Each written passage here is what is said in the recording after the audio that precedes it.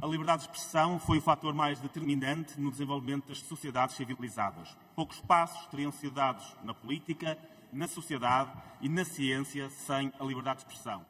Avanços científicos, políticos e sociais que temos hoje por garantidos e consensuais teriam sido impossíveis de alcançar sem a liberdade de expressar ideias que chocavam, que contrariavam as crenças de cada momento e as verdades tidas por absolutas. A liberdade de expressão é um fator de promoção de desenvolvimento, mas não tem uma função puramente utilitarista. A liberdade de expressão é um pilar fundamental da democracia e, principalmente, uma liberdade individual sem a qual todas as outras não podem existir. Defender verdadeiramente a liberdade de expressão é defendê-la para todos, incluindo para os que considerarmos ignorantes ou fanáticos. Como todas as verdadeiras liberdades, a liberdade de expressão é universal e indivisível. Ou existe para todos ou não existe verdadeiramente. Não haveria verdadeiramente liberdade religiosa se ela fosse só para cristãos, judeus ou muçulmanos. Não haveria verdadeiramente liberdade individual se ela fosse garantida apenas a pessoas de determinado sexo ou etnia.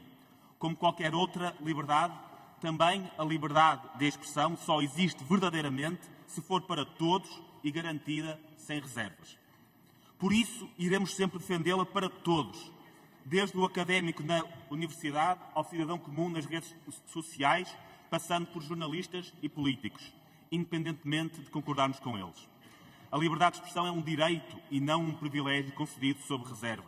A liberdade de expressão não deve ser racionada, nem é um prémio destinado apenas aos que obedecem ou dizem apenas aquilo que lhes é pedido. A liberdade de expressão é um direito humano e não uma recompensa por bom comportamento.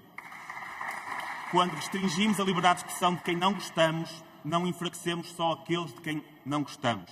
Enfraquecemos a nós próprios. Negamos a todos, incluindo a nós mesmos, o direito de ouvir e contra-argumentar, de desmontar as ideias dos outros.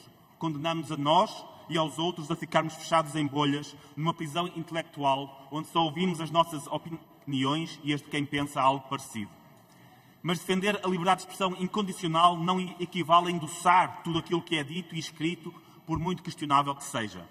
Defender a liberdade de expressão de todos não significa concordar com aquilo que cada um diz.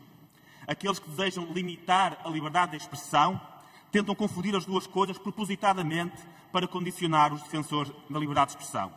Alguém que defenda a liberdade de expressão de forma honesta e coerente irá defendê-la mesmo quando, ou principalmente quando, discorda fortemente de quem está a defender. A liberdade de expressão também significa que somos livres para responder da forma que queremos ao que não concordamos. Exercer a sua liberdade de expressão, dizer aquilo que pode desagradar a alguns, também implica saber ouvir respostas de que podemos não gostar. Se permitir não é concordar, criticar também não é cancelar. Criticar e desafiar com palavras é a única resposta digna a outras palavras. Porque não nos podemos esquecer. Quando falamos de liberdade de expressão, estamos a falar de palavras. As palavras podem ser instrumentos poderosos, mas por si só não mudam a realidade. As palavras não são ações e por isso a sua expressão não equivale à ação que descrevem. Por muito explosiva que as palavras sejam, não são bombas. Por muito duras que as palavras sejam, não são pedras. As palavras até podem magoar, mas não são armas físicas. Para parar uma ameaça física pode-se usar a restrição física, a prisão e até a violência se necessário. Mas a resposta a palavras agressivas não é a agressividade física, mas sim outras palavras que as contrariem. Daqui a pouco tempo, marcam-se os 10 anos do terrível ataque à revista Charlie Hebdo, em que terroristas responderam a palavras e desenhos com ações. Nessa revista expressavam-se ideias que certamente causarão repulsa a muitos de nós. Mas na altura, apesar da repulsa, todos, da direita à esquerda, se disseram de Charlie. Quantos hoje não qualificariam algum do conteúdo de Charlie Hebdo como um discurso não merecedor de defesa de liberdade de expressão?